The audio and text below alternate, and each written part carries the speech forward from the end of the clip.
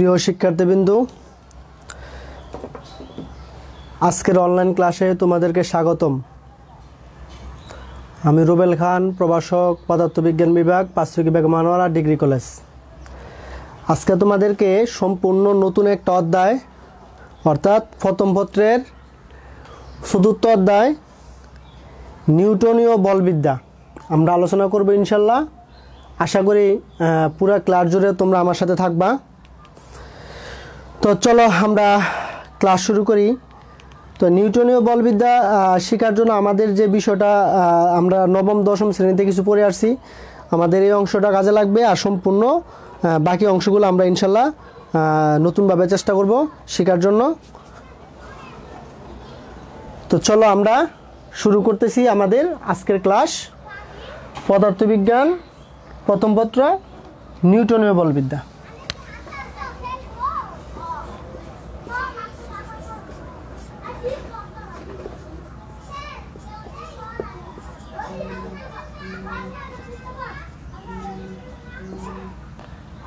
নিউটনীয় বলবিদ্যা ভালোভাবে শেখার জন্য আমাদের একটু পিছনে চলে যেতে হবে। আমরা কয়েকটা সংজ্ঞার সাথে পরিচিত হই।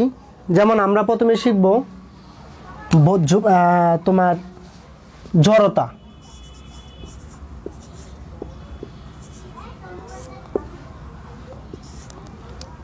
জড়তা হলো কোন বস্তু যে অবস্থায় আছে চিরকাল সে অবস্থায় থাকার প্রবণতা হচ্ছে জড়তা। ধরো আমি বসে আছি, এখন যদি আমার কাছে মনে হয় আমার খুব ইচ্ছা করতেছে না উঠে বা নাড়াচাড়া করা, আমি কিছুক্ষণ স্টে থাকি বা বসে থাকি। তো যতক্ষণ আমি বসে থাকবো ততক্ষণ আমার যে বসে থাকার যে প্রবণতাটা, এটা হচ্ছে জড়তা। তো অথবা তোমার মনে হইতেছে স্যার আমি গাড়িতে চলে যাচ্ছি বা গাড়িতে যাচ্ছি, তো গাড়িতে থাকা অবস্থায় গাড়িটা ব্রেক মানে কমানো বা বাড়ানোর আগ পর্যন্ত আমরা গাড়িটা যে সমবেগে গতিশীল থাকতেছে, সেই গতিশীলটা হচ্ছে আমাদের জড়তা। অর্থাৎ যে অবস্থা আছে চিরকাল সেই অবস্থায় থাকানোর প্রবণতা হচ্ছে আমাদের জড়তা। আর নিউটনের সাথে জড়তার একটা সম্পর্ক আছে, আমরা অল্প কিছুক্ষণ পরে দেখাবো তোমাদেরকে কী ধরনের সম্পর্ক হয়। তো চলো আগে আমরা আরেকটা সংজ্ঞার সাথে পরিচিত হই জড়তার পাশাপাশি, সেটা হচ্ছে বল। বল আমরা বলটা আগে শিখেছিলাম। বলটা হচ্ছে ফোর্স। বলটা কাকে বলে? আমরা বলটা এভাবে শিখেছিলাম যা স্থির বস্তুর উপর প্রয়োগ করলে গতিশীল হয়, আর গতিশীল বস্তুর উপর প্রয়োগ করলে তার গতির অবস্থার পরিবর্তন ঘটে। আমার মনে কথাটা বুঝো নাই, আমি আবার বলতেছি যে জড়তাটা হলো যা স্থির বস্তুর উপর প্রয়োগ করলে গতিশীল হয়, আর গতিশীল বস্তুর উপর প্রয়োগ করলে গতির অবস্থায় পরিবর্তন হয়। ধরো আমার হাতে একটা কলম দেখতেছো, এই কলমটা যদি আমি ছুরি সামনের দিকে ছুরি, তাহলে এটা স্থির অবস্থান থেকে গতিশীল হবে। আবার ধরো কেউ আমাকে একটা বল ছুড়লো, আমি বলটাকে ধরলাম, আমার হাতে কালোবন্দি করলাম বা ধরলাম, তো আমি যে বলটাকে থামাইয়ে দিলাম ধরে, তো এটাও এক ধরনের বল। অর্থাৎ কি গতির অবস্থা কি করছি, পরিবর্তন করছি। অর্থাৎ আমরা কি করছি, গতিশীল বস্তুটাকে আমরা কি করছি, স্থির করছি। এটা হচ্ছে আমাদের কি বল।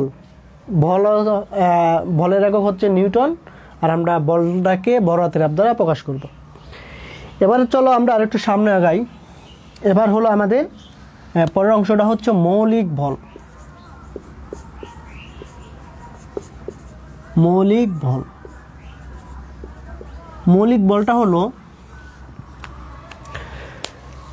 প্রকৃতিতে প্রাপ্ত আমরা যে বলগুলো পাই তাদের মধ্যে যে বল অন্য বলের উপর নির্ভর করে না, অন্য বল তাদের উপর নির্ভর করে।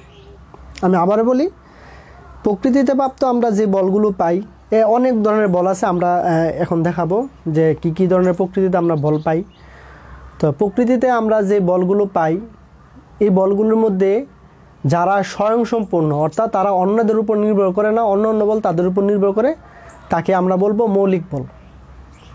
তো মৌলিক বল, এখন আমরা মৌলিক বলটা কয় ধরনের পাই? আমরা এই পর্যন্ত মৌলিক বলগুলো 4 ধরনের মৌলিক বল পাই। আমরা মৌলিক বল শিখলাম, তারা অন্য বলের উপর নির্ভর করে না, অন্য বল তাদের উপর নির্ভর করে। তাহলে আমরা মৌলিক বল সম্বন্ধে জানি। মৌলিক বল হচ্ছে 4 প্রকার বা 4 ধরনের। সেটা হচ্ছে মহাকর্ষীয় বল,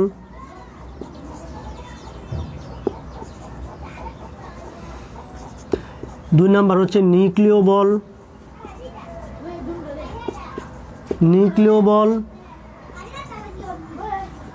তিন নাম্বার হচ্ছে নিউক্লিয়র দুর্বল বল, আর 4 নাম্বার হচ্ছে নিউক্লিয়র সবল বল।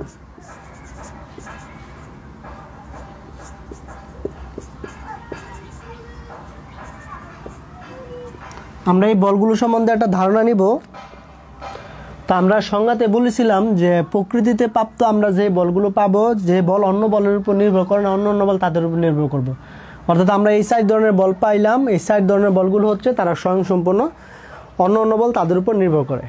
এখন তুমি প্রশ্ন করতে পারো যে স্যার তাহলে অন্য বল কি ধরনের বল হইতে পারে?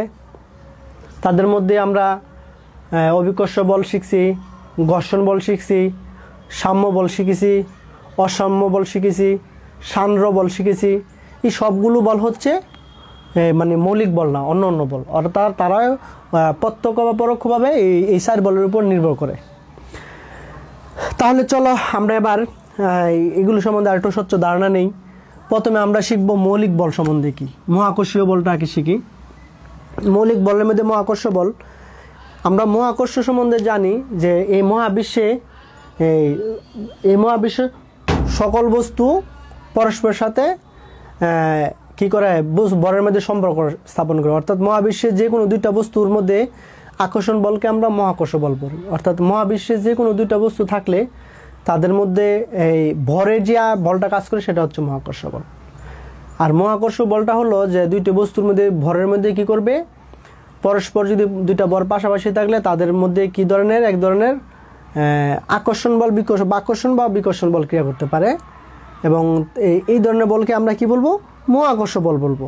এবং এই মহাকর্ষ বলের মানটা হচ্ছে স্বাভাবিকভাবে আমরা যদি ধরি তাহলে মানটা হবে 3.6। অর্থাৎ 3.6 আমরা কি করতে পারি, 10⁻47 নিউটন। আমরা যে এই পাই এবং 2টা স্থির মধ্যকর তড়িৎ বলটা হলো, আমরা যদি অর্থাৎ স্থির তড়িৎ বলটা যদি আমরা ধরি 8.2 × 10⁻8, তুমি লক্ষ্য করে দেখো এই বলের তুলনা এই বলটা কিন্তু অনেক বেশি। অর্থাৎ এই বলের মানটা অনেক দুর্বল এক ধরনের বল। আর এটা হচ্ছে মহাকর্ষ বল, এটা হচ্ছে স্থির তড়িৎ বল। আমরা আরও শিখব। তো এই মহাকর্ষ বলটা হলো প্রকৃতিতে প্রাপ্ত আমরা যেই বলগুলো পাই তাদের মধ্যে সবচেয়ে দুর্বল বল হচ্ছে মহাকর্ষ বল। তাহলে আমরা একটা ধারণা নিলাম, মহাবিশ্বের যে কোনো 2টা বস্তুর ভরের মধ্যে যে আকর্ষণ বল ক্রিয়া করে তাকে মহাকর্ষীয় বল বলা হয়। এবং মহাকর্ষীয় বলের মধ্যে মানে এই মহাবিশ্বের মৌলিক বলগুলো যা পাই তার মধ্যে সবচেয়ে দুর্বল বল হচ্ছে মহাকর্ষ বল। আমরা বাকিগুলো আলোচনা করি। এবার আমরা শিখব নিউক্লিয় বল, অর্থাৎ তাড়িৎ চুম্বক বল। এখানে নিউক্লিয় বল বলতে এখানে দ্বিতীয়টা হবে তাড়িৎ চুম্বক বল, তাড়িত চুম্বক বল।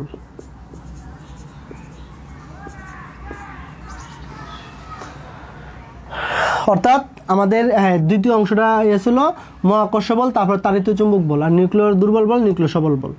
আমরা এগুলো নিয়ে পর্যায়ক্রমিক আলোচনা করব।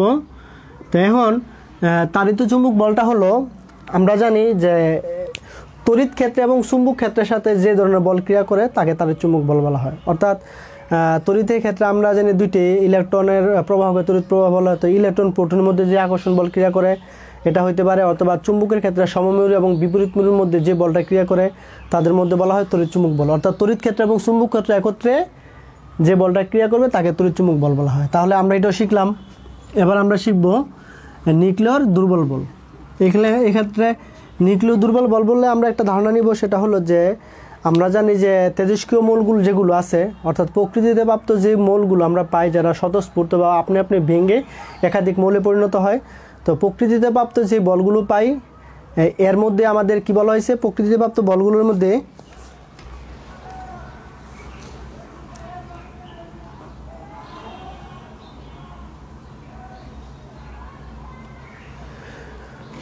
প্রকৃতিতে প্রাপ্ত আমরা যে বলগুলো পাই এর মধ্যে বা এইখানে নিউক্লিয় দুর্বল বল হলো যে প্রকৃতিতে প্রাপ্ত যে বলগুলো পাই যারা স্বতঃস্ফূর্ত আপনি ভেঙে একাধিক মৌলে পরিণত, অর্থাৎ ভারী মৌলগুলোকে ভেঙে অপেক্ষাকৃত ছোট ছোট মৌলে পরিণত হওয়া হচ্ছে তেজস্ক্রিয়তা।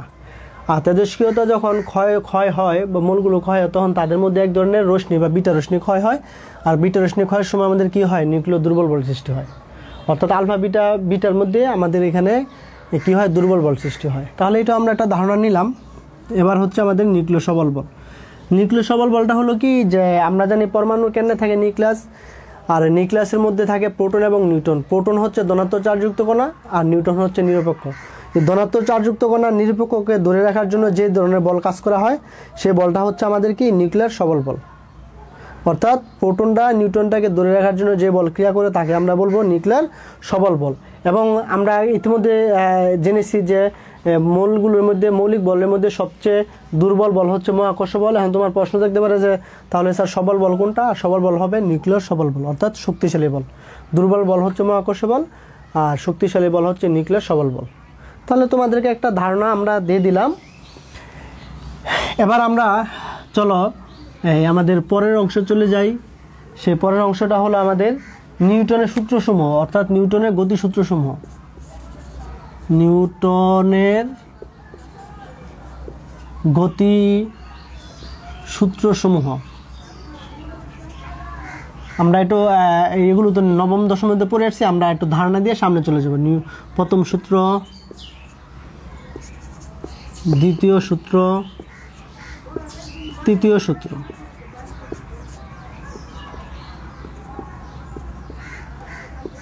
আমরা যখন প্রথম সূত্র শিখব, অর্থাৎ নিউটনের প্রথম সূত্রটা শিখছিলাম যে বাহ্যিক বলের অনুপস্থিতিতে স্থির বস্তু স্থির থাকবে, গতিশীল বস্তু সুষম গতিতে চলবে। এটা হচ্ছে নিউটনের প্রথম সূত্র। এটার মানে হলো যে কোনো বস্তু যে অবস্থায় আছে সেই অবস্থা থাকার প্রবণতা হচ্ছে জড়তা, আর জড়তা হচ্ছে নিউটনের প্রথম সূত্রের ব্যাখ্যা।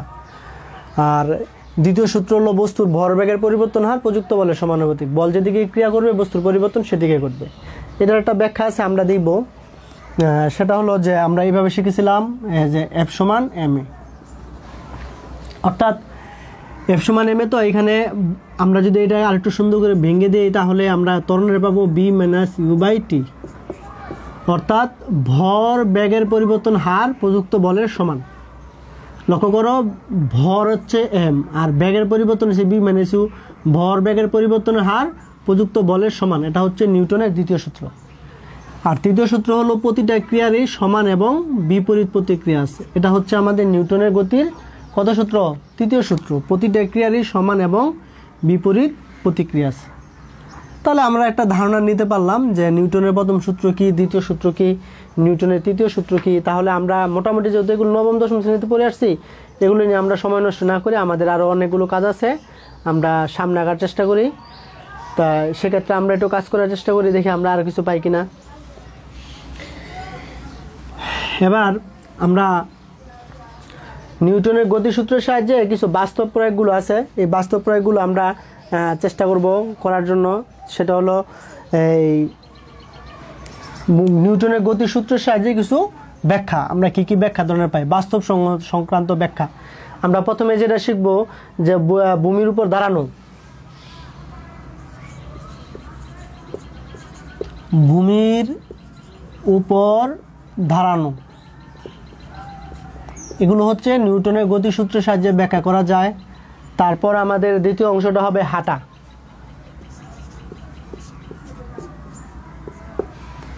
দাঁড়ানো, তারপরে হচ্ছে আমরা হাঁটতে পারি। তারপরে ঘোড়ার গাড়ি টানা, ঘোড়ার গাড়ি টানা।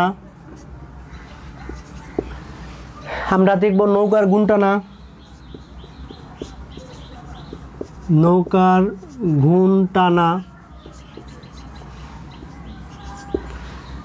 আমরা আরো শিখব বন্দুকের গুলি,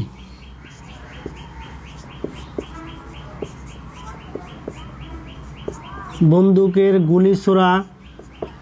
আর সর্বশেষ হলো রকেটের গতি, রকেট। আমরা কি শিখব? রকেটের গতি। তোমরা একটু বই থেকে পড়ে নিবা, আমি তোমাদেরকে একটা মোটামুটি একটা ধারণা দিয়ে দিব। আমরা এই ধারণা অনুযায়ী আমরা কাজ করব। যেমন আমরা প্রথমে শিখব ভূমির উপর দাঁড়ানো। আমরা জানি যে ভূমির উপর দাঁড়ানো, যে আমি যেভাবে স্ট্যান্ড বাই দাঁড়িয়ে আছি, এভাবে যদি আমি দাঁড়িয়ে থাকি, তাহলে আমরা জানি যে নিউটনের গতি তৃতীয় সূত্র অনুসারে প্রতিটি ক্রিয়ারই সমান এবং বিপরীত প্রতিক্রিয়া আছে। অর্থাৎ আমি এভাবে যদি দাঁড়িয়ে থাকি ভূমির উপরে, তুমি লক্ষ্য করো, এভাবে যদি ভূমির উপরে দাঁড়িয়ে থাকো, এটা হচ্ছে আমাদের ভূমি। এভাবে যদি দাঁড়িয়ে থাকো, তাহলে তোমার শরীরের ভারটা এখানে ডাব্লু বা ওজন হিসাবে নিচে কাজ করবে, এভাবে ভূমির নিচে। আর ওজনের বিপরীত দিকে একটা প্রতিক্রিয়া বল আর সৃষ্টি হবে। অর্থাৎ এখানে এটাকে অ্যাপ দ্বারা প্রকাশ করতে পারো। তুমি ভূমির উপর দাঁড়িয়ে থাকলে, এভাবে স্ট্যান্ড বাই দাঁড়িয়ে থাকলে, তাহলে ভূমির নিচের অংশটা অর্থাৎ ওজন হিসাবে নিচে কাজ করবে। আর ওজনের বিপরীতে, যেহেতু আমরা নিউটনের তৃতীয় সূত্র বলেছি যে প্রতিটা ক্রিয়ারই সমান এবং বিপরীত প্রতিক্রিয়া আছে, তাহলে যেহেতু নিচের দিকে পড়েছি, তাহলে উপরের দিকে কি হবে, প্রতিক্রিয়া বল কাজ করবে, অর্থাৎ অবিলম্ব প্রতিক্রিয়া বলা হয়। এই আর এবং এফ যদি সমান হয়, অর্থাৎ আর এবং এফ কী করে সমান থাকে, তো আর এবং এফ সমান থাকার কারণে আমাদের কি করতে হয়, এখানে আমরা বস্তুটা কি করে স্থির হয়ে দাঁড়িয়ে থাকতে পারি। অর্থাৎ এখানে কোনো প্রবলেম হয় না, স্থির হয়ে কী করতে পারি, দাঁড়িয়ে থাকতে পারি। আমাদের কোনো পরিশ্রম লাগবে না, আমরা সোজা হয়ে দিব্যি অনেকক্ষণ দাঁড়িয়ে থাকতে পারি। এটা একমাত্র কারণ হলো ওজনের বিপরীতে কি করতেছে, প্রতিক্রিয়া বল সমান এবং বিপরীত কাজ করতেছে, এই জন্য আমাকে নিজেকে স্বাভাবিক মনে হয়। এখন তুমি যদি মনে করো যে স্যার, তাহলে আমরা যে পাহাড়ের উপর থেকে নামি বা উপর উঠি, তখন তোমার কোনো একটা উপর থেকে যখন তুমি পাহাড় থেকে নিচে নামতে থাকো, তো তোমার এখানে কি হবে, এই ওজনটা যে পরিমাণ নিচের দিকে ক্রিয়া করতেছে, অবিলম্ব প্রতিক্রিয়া বা অবিলম্ব বলটা যেটা বিপরীত দিকে বলটা সমানভাবে কাজ করে না। এই জন্য তোমাকে কি করবে, নিচের দিকে নামতে থাকলে তোমার মনে হবে যে অনেক শরীরটাকে অনেক আর বেশি অপেক্ষাকৃত বেশি হালকা মনে হবে। কিন্তু তুমি যখন পাহাড়ের উপর উঠবা, তখন পাহাড়ের উপর উঠতে গেলে তুমি নিচের দিকে যে বলটা কাজ করবে, সমপরিমাণ বল উপরে কাজ করবে না, যার কারণে তোমার শরীর অনেক ভারী মনে হবে। তুমি অল্প একটু হাঁটলেও তোমার মনে হবে যে আমার শরীর মনে হইতেছে ব্যথা করতেছে, হাঁটুর নিচের অংশ ব্যথা করতেছে। কেন? তোমার অতিরিক্ত ভার মনে হবে। কারণটা হলো অভিকর্ষ ত্বরণটা নিচের দিকে ক্রিয়া করবে, কিন্তু উপরের দিকে অবিলম্ব প্রতিক্রিয়া কাজ করবে না। কখন? যখন তুমি পাহাড়ের উপর উঠবা। এই জন্য নিউটনের গতিসূত্র দিয়ে আমরা ব্যাখ্যা করতে পারি যে বস্তুটা যখন আমরা স্থির হয়ে দাঁড়িয়ে থাকবো, আমরা স্ট্যান্ডভাবে, তখন ওজন যেদিকে কাজ করবো, ওজনের বিপরীতে প্রতিক্রিয়া বল আর সমানভাবে কাজ করে এদিকে। সেজন্য আমরা কি করতে সোজা হয়ে দাঁড়িয়ে থাকতে পারি, আমাদের কোনো প্রবলেম হয় না। এবার চলো আমরা দ্বিতীয় একটা ব্যবহার করি, সেটা হলো হাঁটা। আমরা যখন হাঁটবো, তো এইভাবে হাঁটতে গেলে তুমি লক্ষ্য করবা, এভাবে যদি তুমি হাঁটো, অর্থাৎ এই ভূমির উপরে তুমি কি করবা, এইভাবে হাঁটলে 45 ডিগ্রি কোণে এইভাবে কি করবা, প্রযুক্ত বল কাজ করবে। এটা হচ্ছে 45 ডিগ্রি। অর্থাৎ এটা মূল উদ্দেশ্য হলো, আমি যখন হাঁটবো, আমার এই যে হাঁটুটা এইভাবে তো আমার এই যে হাঁটুটা আমি যখন লাফ দিব, এই পায়ের এই অংশটা হচ্ছে পায়ের পাতা, এই অংশটা কি করবে, এই যে ভূমির সাথে 45 ডিগ্রি কোণে থাকবে। এই যে অংশটা 45 ডিগ্রি কোণে থাকবে। তো সেক্ষেত্রে 45 ডিগ্রি কোণে থাকলে কি হবে, তুমি যে গতিবেগে নিচের দিকে 45 ডিগ্রি কোণে লাফ মানে মাটিতে আঘাত করবা, সেই পরিমাণ বলটা কি করবে, তোমাকে প্রতিহত করবে। এটা হচ্ছে প্রযুক্ত বল, এটা হচ্ছে প্রতিহত বল বা কি বলা হয়, অবিলম্ব প্রতিক্রিয়া বল। যেটা এটা প্রযুক্ত বল, অবিলম্ব প্রতিক্রিয়া বল পরস্পর সমান এবং বিপরীত দিকে থাকার কারণে তুমি সহজে দৌড়াইতে পারবা। তুমি দৌড় দিলে মনে হবে তুমি লাফ দিয়ে উপরে উঠতে পারবা। আমরা অনেক সময় লং জাম্পে কী করি, যে কিছুক্ষণ দৌড়ে পরে লাফ দিয়ে উপরে উঠতে পারি। এই জন্য এটা এমনি স্বাভাবিকভাবে তুমি কিন্তু উপরে উঠতে পারবে না, কিন্তু দৌড় দিলে তুমি কি করবা, লাফ দিয়ে উপরে উঠতে পারবা। এটার মূল কারণ হলো, তুমি যখন নিচের দিকে বল প্রয়োগ করবা, ঠিক 45 ডিগ্রি কোণে সর্বোচ্চ কোণে যখন এভাবে মাটিতে আঘাত করবা, তোমার প্রতিক্রিয়া বল একটা কাজ করবে। এই জন্য আমরা দৌড়াইতে পারি। সহজে দৌড়ালে আমাদের কী হয়, পরিশ্রম কম মনে হয়, আমরা দৌড়াতে পারি। এটা গেল। এবার আমরা শিখব ঘোড়ার গাড়ি টানা।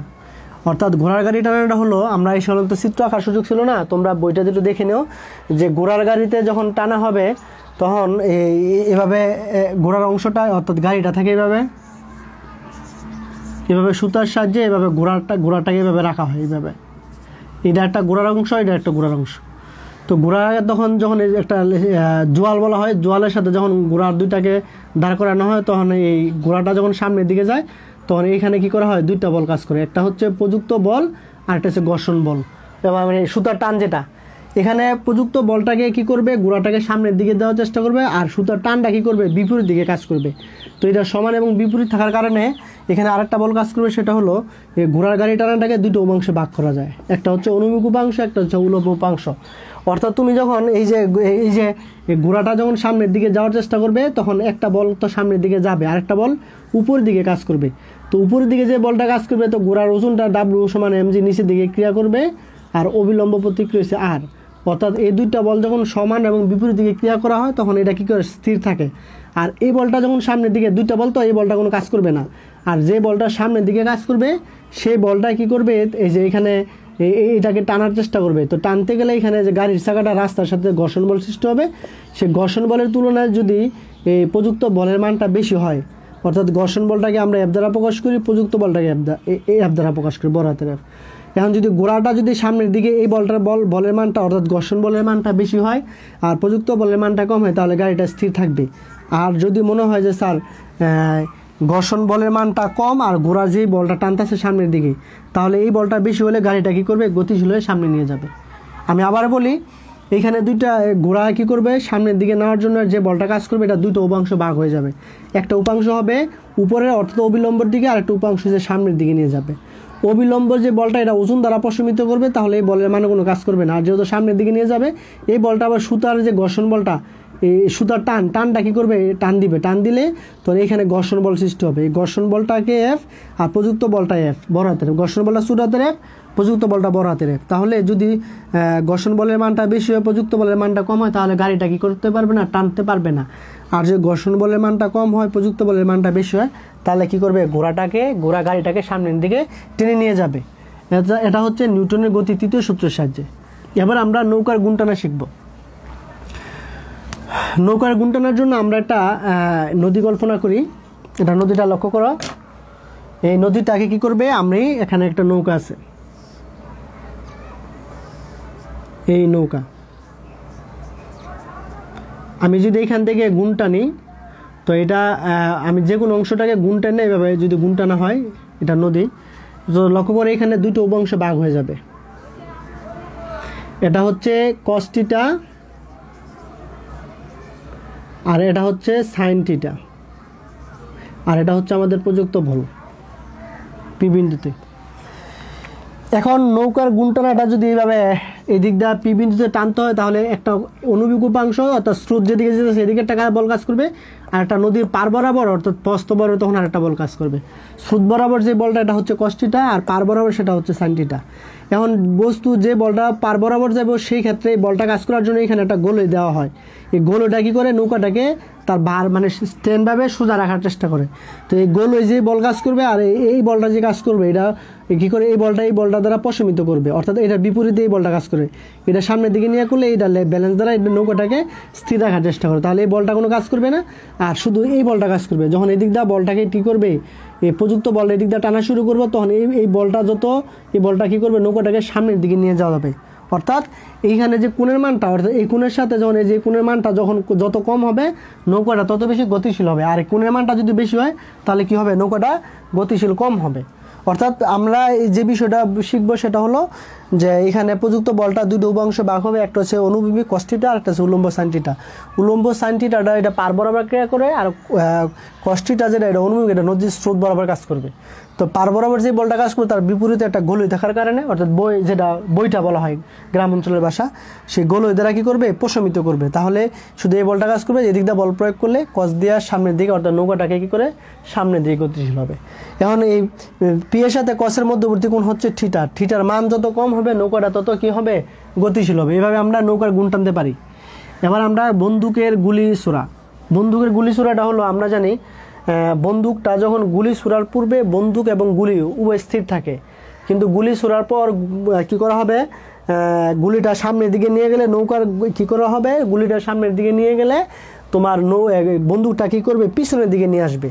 তো এই জন্য আমরা এটা কীভাবে ব্যাখ্যা করতে পারি, দেখো, নৌকার গতিবেগ হচ্ছে বড় হাতের এম, অর্থাৎ নৌকা আসতেছে, বন্দুকের বড় হাতের এম, বন্দুকের বেগ বড় হাতের বি, গুলির বর হচ্ছে ছোট হাতের এম, গুলির বেগ হচ্ছে ছোট হাতের বি, টোটাল হচ্ছে 0। অর্থাৎ এখানে আমরা যেটা শিখব, এমবি প্লাস এমবি সমান 0 যদি তোমার এখানে অর্থাৎ গুলি ছোড়ার পূর্বে বন্দুক এবং গুলি উভয় ব্যাগের মানে ভরবেগের মান স্থির, এই জন্য 0 ধরা হয়েছে। এখন তুমি যদি এটাকে মান বের করো তাহলে মাইনাস এমবি, তাহলে বি সমান হয়েছে মাইনাস এমবি বাই এম। মানে হলো তোমার বন্দুকটাকে যখন গুলি ছোড়া হবে তখন এই কী করে হবে, গুলিটা পিছনের দিকে, বন্দুকটাকে একটু পিছনের দিকে ধাক্কা দেবে, এটা হচ্ছে সেই ধাক্কাটা হচ্ছে ঋণাত্মক বল অর্থাৎ পশ্চাৎ বল। এই সূত্রের সাহায্যে আমরা কি করতে পারি, নৌকা এবং গুলির মান বের করতে পারি, ব্যাগ বার করতে পারি, অর্থাৎ বন্দুকের ভর, বন্দুকের ব্যাগ, গুলির ভর, গুলির ব্যাগ, এগুলো দিয়ে আমরা কি করতে পারি, গাণিতিক সমস্যার সমাধান করতে পারি। তাহলে আমরা আশা করি এই অংশটা তোমরা বুঝতে পেরেছো। আর রকেটের গতিটা আমরা একটু আলোচনা করি। আমাদের নিউটনের গতিসূত্রের সাহায্যে আমরা কি করতে পারি, রকেটটাকে ব্যাখ্যা করতে পারি। এখানে একটা রকেটের লক্ষ্য করো, একটা রকেটে গেলাম আমি চিত্রের সাহায্যে। আমরা জানি এই রকেটের ভিতরে আমাদের কি থাকে, তরল হাইড্রোজেন এবং অক্সিজেন গ্যাস থাকে। ধরো এখানে একটা সিলিন্ডার থাকবো, তরল হাইড্রোজেন গ্যাস আর তরল অক্সিজেন গ্যাস এভাবে থাকবো, এবং আলাদা আলাদা সিলিন্ডারের মধ্যে থাকবো, বের হবে ঠিক একই রাস্তা দিয়া। অর্থাৎ দুইটা যখন একই সহজরে দুইটা একসাথে বেরোবে, অর্থাৎ এটা নিচের দিকে কি করবে, ধাক্কা, মানে নিচের দিকে ভরবেগটা প্রয়োগ করা হবে। অর্থাৎ এখানে আমি লক্ষ্য করো, এই যে অক্সিজেন এবং হাইড্রোজেন গ্যাস যখন একই মানে ছিদ্র পথে দিয়ে যখন নিচের দিকে বের হবে, তখন প্রতিটা ক্রিয়ার এবং সমান বিপরীত প্রতীক আছে। এই দ্রুত গতিতে বের হওয়ার কারণে রকেটটার উপরের দিকে একটা ধাক্কা সৃষ্টি হবে, অর্থাৎ ধাক্কা। অর্থাৎ এখানে ভরবেগটা যত বেশি হবে, ধাক্কাটা তত কি করবে, নৌকাটা মানে রকেটটাকে সামনের দিকে নিয়ে যাবে। ধাক্কা বেশি হবে মানে ভরবেগ বেশি হবে, ধাক্কা বেশি হবে, ভরবেগ কম হবে, ধাক্কা কম হবে। এই সূত্রের সাহায্যে আমরা কি করতে পারি, এই রকেটের কি করতে পারি, গতিবেগ ব্যাখ্যা করতে পারি। অর্থাৎ নিউটনের গতির তৃতীয় সূত্রের সাহায্যে আমরা কি করতে পারি, রকেটের গতি বা রকেটের গতিটা ব্যাখ্যা করতে পারি বা ভরবেগ নির্ণয় করতে পারি। তো এইটা আমরা একটু ধরে নেই, যদি আমরা একটু গাণিতিক সমস্যা করে সমাধান করি, তাহলে মনে করি রকেটের যে গ্যাসগুলো থাকবে তাদের ভরবেগ যদি কি হয়, ভর যদি ডেল এম হয় এবং বেগ যদি কি হয়, বি হয়, অর্থাৎ ভর আর বেগ আমরা এটা কি পাই, ভরবেগ পাই। অর্থাৎ রকেটের যেই গ্যাসগুলো থাকবে তার ভর হচ্ছে ডেল এম, বেগ যদি বি হয়, তাহলে আমাদের রকেটের ভরবেগ হবে, ভরবেগের পরিবর্তন হবে ডেল পি, অর্থাৎ ডেল পি সমান এমপি। আমাদের এই সূত্রে আলোকে লিখছি আমরা এইভাবে এমপি, অর্থাৎ ভর আর বেগ হচ্ছে ভরবেগ, ভরবেগের পি দ্বারা প্রকাশ করা হয়। কিন্তু যেহেতু এখানে ভরের মানটা পরিবর্তনশীল, এই জন্য বেগের মানটা, ভরবেগের মানটা কি হবে, আমাদের পরিবর্তন হবে। আবার নিউটনের দ্বিতীয় সূত্র অনুসারে আমরা জানি ভরবেগের পরিবর্তন হার কিসের, প্রযুক্ত বলের সমানুপাতিক। তাহলে ভরবেগ হবে বল ইনটু সময়ের পরিবর্তন, এইভাবে আমরা কি করতে পারি, লিখতে পারি। অর্থাৎ ভরবেগের পরিবর্তন হবে বল ইনটু সময়ের পরিবর্তন। এখন আমরা যদি এটাকে এইখানে মানটা বসিয়ে দিই, তাহলে ডেল পি সমান আমাদের এখানে কি হবে, বলের একটা মান, বলের মানটা হবে ডেল ভি। অর্থাৎ আমরা এখানে যদি আমরা একটু কাজ করি, লক্ষ্য করো, আমরা যদি এফ ডিটি এই যে মানটা আমরা মান বের করি, অর্থাৎ এফ এর মানটাকে আমরা কি করতে পারি, এফ সমান হিসেবে আমরা এম লিখতে পারি, এফ সমান এম এ। তাহলে আমরা এই অংশটা লিখলাম।